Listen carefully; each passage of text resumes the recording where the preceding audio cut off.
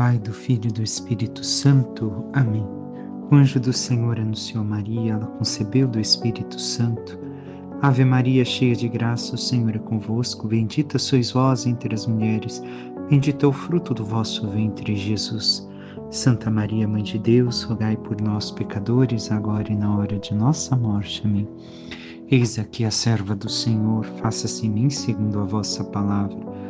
Ave Maria, cheia de graça, o Senhor é convosco. Bendita sois vós entre as mulheres, bendito é o fruto do vosso ventre, Jesus. Santa Maria, Mãe de Deus, rogai por nós, pecadores, agora e na hora de nossa morte. Amém. O Verbo divino se fez carne e habitou entre nós. Ave Maria, cheia de graça, o Senhor é convosco. Bendita sois vós entre as mulheres, bendito é o fruto do vosso ventre, Jesus. Santa Maria, Mãe de Deus, rogai por nós, pecadores, agora e na hora de nossa morte. Amém. Rogai por nós, Santa Mãe de Deus, para que sejamos dignos das promessas de Cristo. Oremos, infundi, Senhor, em nossas almas a vossa graça, como vos pedimos, para que nós, que pela anunciação do anjo viemos a saber o mistério de vossa encarnação, paixão e morte de cruz, cheguemos um dia à glória eterna dos céus, pelo mesmo Cristo, Senhor nosso. Amém. Caríssimo irmão e irmã, hoje nos reunimos para meditar justamente o Evangelho da segunda-feira da 8ª semana do Tempo Comum. Amanhã encerramos esta primeira etapa do Tempo Comum e logo depois de amanhã começaremos a nossa Quaresma. Que possamos desde já nos preparar para viver bem a Quaresma. Não espere até a Semana Santa para se confessar. Se possível, já inicie a Quaresma com a confissão feita. Segunda-feira é mais difícil de encontrar padres para a confissão, mas terça não. E quarta, por ser quarta de cinzas, às vezes também, dependendo da localidade, se tem uma dificuldade, mas não deixe para depois. Ainda esta semana, comece a sua Quaresma com uma boa confissão. Passemos à leitura do Evangelho e meditação, onde seguimos ainda consecutivamente o texto de São Marcos. Naquele tempo, quando Jesus saiu a caminhar, veio alguém correndo, ajoelhou-se diante dele e perguntou: Bom mestre, que devo fazer para ganhar a vida eterna? Jesus disse: Por que me chamas de bom? Só Deus é bom e mais ninguém. Tu conheces os mandamentos: não matarás, não cometerás adultério, não roubarás, não levantarás falso testemunho, não prejudicarás ninguém, honra teu pai e tua mãe. Ele respondeu: Mestre, tudo isso tenho observado desde a minha juventude. Jesus olhou para ele com amor e disse: Só uma coisa te falta. Vai, vende tudo o que tens e dá aos pobres, e terás um tesouro no céu. Depois vem e segue-me. Mas quando ele ouviu isso, ficou abatido e foi embora cheio de tristeza, porque era muito rico. Jesus então olhou ao redor e disse aos discípulos: Como é difícil para os ricos entrar no reino de Deus. Os discípulos se admiravam com estas palavras, mas ele disse de novo: Meus filhos, como é difícil entrar no reino de Deus. É mais fácil um camelo passar pelo buraco de uma agulha do que um rico entrar no reino de Deus. Eles ficaram muito espantados ao ouvirem isso e perguntavam uns aos outros: Então, quem pode ser salvo? Jesus olhou para eles e disse: Para os homens isso é impossível, mas não para Deus. Para Deus tudo é possível. Palavra da salvação. Glória a vós, Senhor. Caríssimo irmão e irmã, o que o Senhor quer nos recordar deste Evangelho que tantas vezes ouvimos, ou quer dizer de novo, algo novo para nós, para nossas vidas, para caminharmos ainda melhor para a eternidade? Escutemos, repassemos alguns pontos do Evangelho de hoje. Vem esta pessoa ao seu encontro, nosso, supomos que seja um jovem, mas não já tão jovem assim, porque observo tudo isso desde a minha mocidade. que vai ao encontro de Jesus, se ajoelha e pergunta. Aqui há uma diferença com todos aqueles que anteriormente apareceram diante de Jesus, de um certo modo.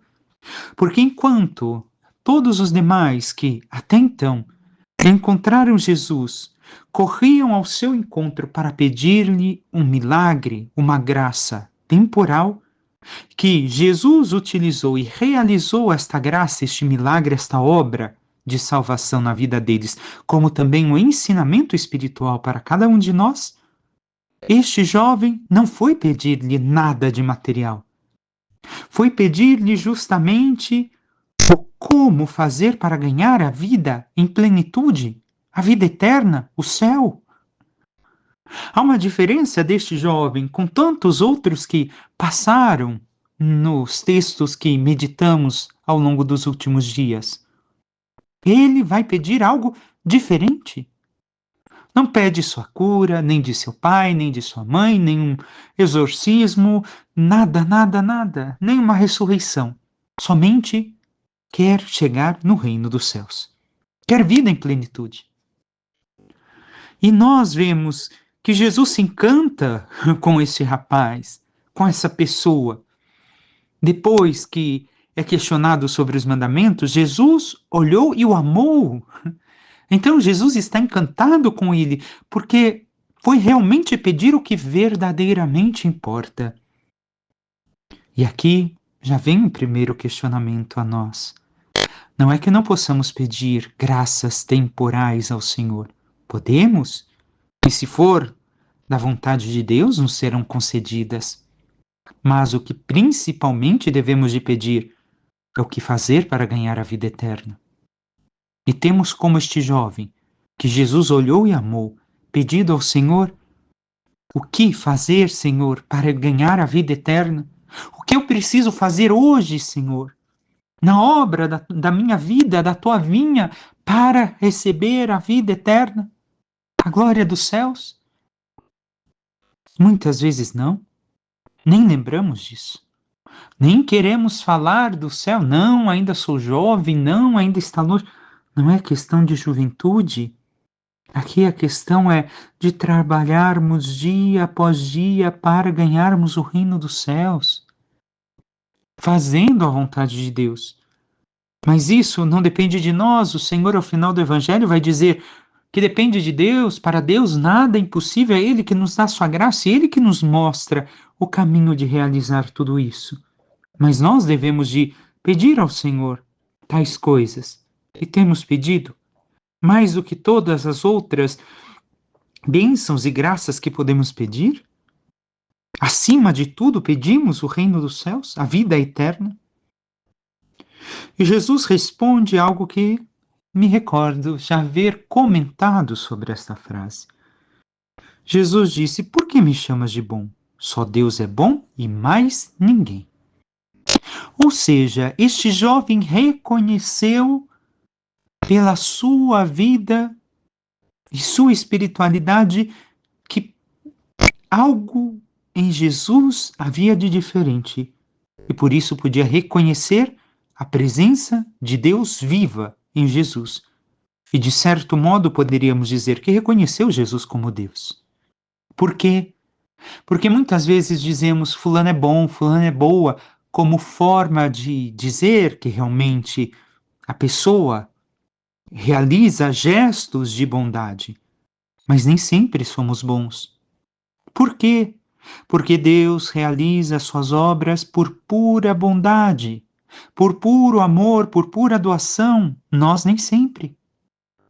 Nós muitas vezes realizamos obras para parecer, para disfarçar, para enganar, e são obras boas. E como temos realizado nossas obras? Unidos a Deus, sendo que Deus manifesta a sua bondade através de nós, e nós fazemos tudo porque somos cristãos, como meditávamos ainda ontem no sábado? Ou nós achamos que somos bons por nossas próprias forças?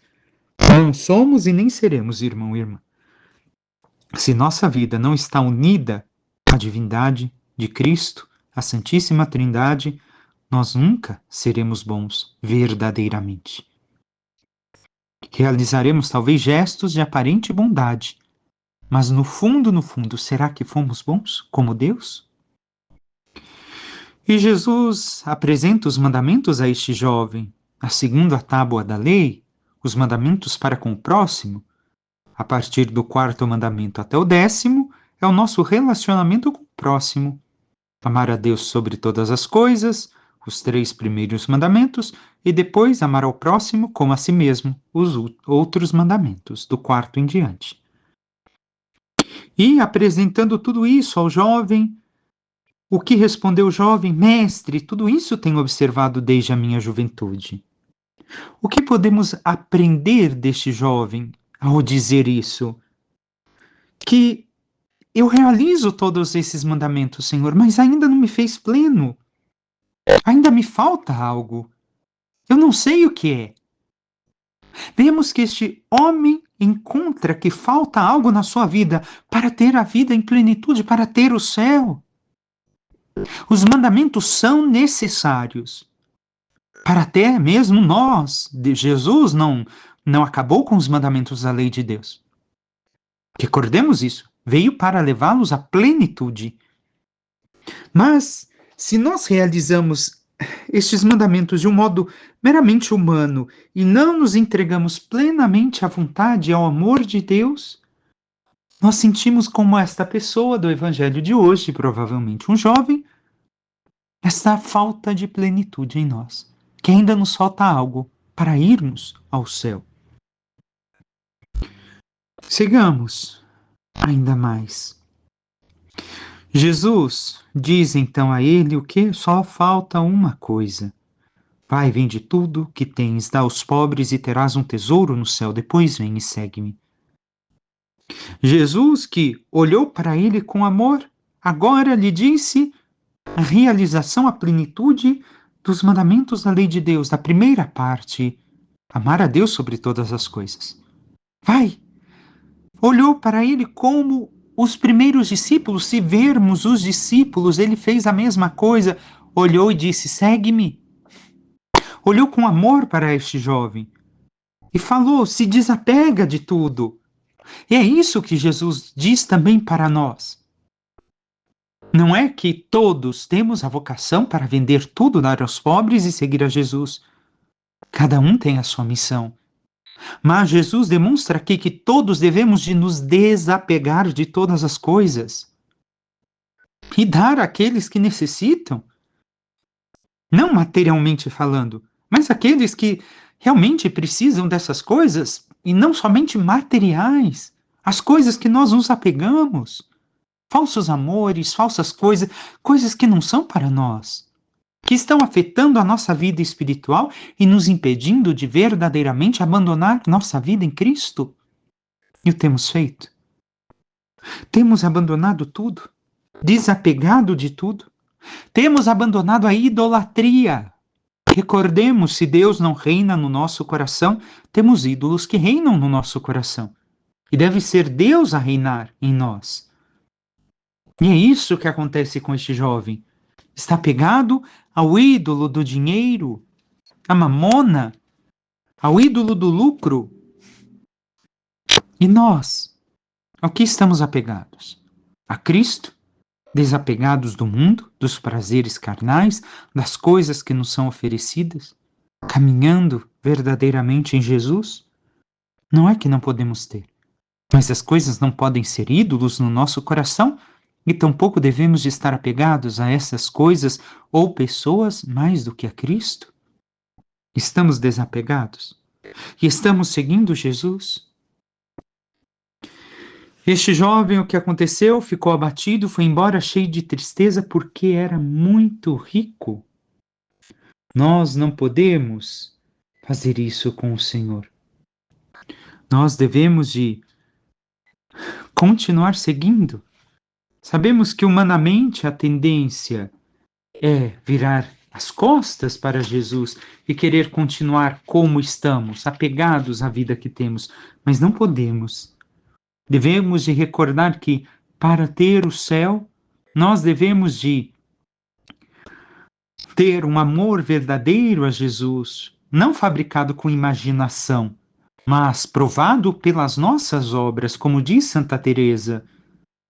E não pensemos que nossas obras são somente elas, mas sim a determinação da nossa vontade de seguir, de realizar tudo o que o Senhor nos pede. E o temos feito? Temos determinação da nossa vontade em seguir a Cristo? E assim Jesus diz aos apóstolos, aos discípulos, como é difícil um rico entrar no reino de Deus. E questiona então, como alguém vai entrar no reino de Deus? Por quê? Porque lembremos, é aquilo um pouco que vem hoje na teologia da prosperidade. Quanto mais você tem, mais você é abençoado por Deus. Não é a verdade? Isso não é fato? Deus abençoa a todos, mas não é com dinheiro, com bens financeiros, materiais. Devemos de estar desapegados. Então, se este era o símbolo de uma pessoa bem-sucedida, rica, era quem ganhava o reino dos céus, Jesus disse: Ah, não é isso. Não é isso que o meu Pai vos ensinou. Então, os discípulos, então que pode ser salvo? É mais fácil um camelo passar pelo buraco de uma agulha, uma coisa gigante passar por um buraco mínimo, do que um rico entrar no reino dos céus. O porquê Jesus diz isso? Por causa do apego, por causa da idolatria. Muitos ricos são, e não somente ricos, hein? Muitos pobres também são apegados a certas coisas e a muitas idolatrias, e não são apegados hoje a Deus. E por isso se torna difícil entrar no reino dos céus, porque não se abandonam a Cristo. Meu tempo de sobra é para me divertir, é para assistir Netflix, é para fazer isso, fazer aquilo e não sei o que, cuidar do meu corpo, da minha beleza. E onde ficou Deus? Em último lugar, se der tempo. Então, Jesus recorda que a graça de Deus que torna possível a nossa salvação, se nós correspondemos a ela. E temos correspondido? O Salmo 32 nos diz no seu refrão: Ó justos, alegrai-vos no Senhor. E segue: feliz o homem que foi perdoado e cuja falta já foi encoberta. Feliz o homem a quem o Senhor não olha mais como sendo culpado, em cuja alma não há falsidade. Eu confessei, afinal, meu pecado e minha falta vos fiz conhecer. Disse: eu irei confessar meu pecado, e perdoaste, Senhor, minha falta. Se nós confessamos e temos a proposta real de mudar as nossas vidas conforme os desígnios de Deus, também nós entramos no caminho da justiça, da santidade, e nos alegramos por termos sido perdoados por Deus e sermos revestidos da vida nova dos céus. Mas quando foi a última vez que nos confessamos? Espero que recente, hein? Que tenha bem menos do que um ano, bem menos. Passemos agora à primeira leitura. Seguimos com o mesmo capítulo de Eclesiástico que ouvimos no sábado. Aos arrependidos, Deus concede o caminho de regresso e conforta aqueles que perderam a esperança e lhes dá a alegria da verdade. Volta ao Senhor e deixa os teus pecados. Suplica em sua presença e diminui as tuas ofensas. Volta ao Altíssimo, desvia-te da injustiça e detesta firmemente a iniquidade. Vemos nestes primeiros versículos que ouvimos que Ben-Sirá nos chama o arrependimento verdadeiro, que é manifestado nesta semana com o símbolo da cinza sobre nós na quarta-feira santa, de cinzas, aliás. Então, devemos de nos arrepender para que sejamos confortados pelo Senhor e recebamos a esperança da salvação. Sem arrependimento de tudo que fazemos de errado, não existe o conforto que vem de Deus e a esperança permanece morta. Devemos de confessar os pecados e diminuir as nossas ofensas, diz Ben-Sirá. Mas a última confissão para agora. Quando nos esforçamos em abandonar os pecados que praticamos e diminuir as ofensas a Deus que fizemos? Porque não adianta eu confessar e depois continuar praticando na mesma intensidade o pecado que eu confessei. Somos fracos? Sim. Caímos às vezes nos mesmos pecados? Sim, mas o quanto eu lutei para não cair? Por quê? O problema está em não lutar. e não diminuir as ofensas a Deus. E devemos de desviar da injustiça e detestar a iniquidade, detestar o pecado. Temos isso dentro de nós. É a nossa vontade odiar o pecado que nós cometemos? Por quê? Porque muitas vezes o que acontece é que nós amamos o pecado, mas o pecado causa a nossa morte e destruição. Temos que aprender a odiar cada vez mais tudo aquilo que fazemos, que por mais que seja prazeroso, pode ocasionar a morte da nossa alma, e o temos feito. Segue o texto. Conhece a justiça e os juízos de Deus e permanece constante no estado em que ele te colocou e na oração ao Deus Altíssimo. Anda na companhia do povo santo com aqueles que vivem e proclamam a glória de Deus. Mais coisas colocadas nestes 2 versículos. Conhecer a santidade e a justiça de Deus e permanecer nela e rezar a Deus. Quanto temos buscado conhecer e viver a santidade, seguindo o exemplo dos santos? Quanto temos rezado no nosso dia a dia? Cada tempinho livre que temos, procuramos dirigir, mesmo que uma oração curta, a Deus? Ou gastamos assistindo bobeira, lendo mensagens, com coisas inúteis, ao invés de colocar Deus em primeiro lugar? Andamos em companhia de gente que busque a santidade de Deus? Ou andamos somente com pessoas que vivem no pecado, achando que não, nada de mal vai acontecer comigo? Cuidado! Quanto mais andamos nas vias do pecado, mais chances temos de cair nele. Não demores no erro dos ímpios, louva a Deus antes da morte. O morto, como quem não existe, já não louva. Louva a Deus enquanto vives, glorifica-o enquanto tens vida e saúde. Louva a Deus e glorifica-o nas suas misericórdias. Quão grande é a misericórdia do Senhor e o seu perdão para com todos aqueles que a ele se convertem. O que fala aqui bem será do louvor, mas não só um louvor com palavras. Devemos de recordar que a nossa vida deve de ser um louvor ao Senhor. A nossa vida, por causa da busca da santidade, por causa da imitação de Cristo, de cada vez mais nos tornarmos semelhante ao Filho amado do Pai, deve de ser um verdadeiro louvor a Deus. E temos louvado a Deus com nossas vidas, com todo o nosso ser, com um modelo de vida imitando a Cristo?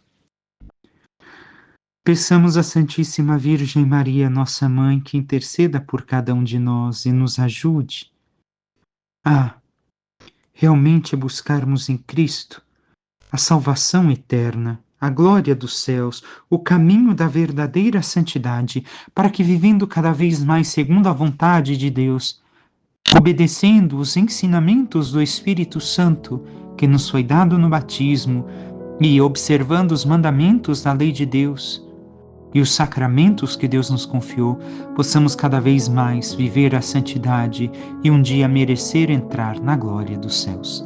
Louvado seja nosso Senhor Jesus Cristo, para que sempre seja louvado. Por intercessão da Santíssima Virgem Maria, de todos os santos e anjos de Deus, desça sobre vós, vossas famílias, vosso trabalho e tudo que vos pertence, a bênção do Deus Todo-Poderoso, Pai, Filho e Espírito Santo.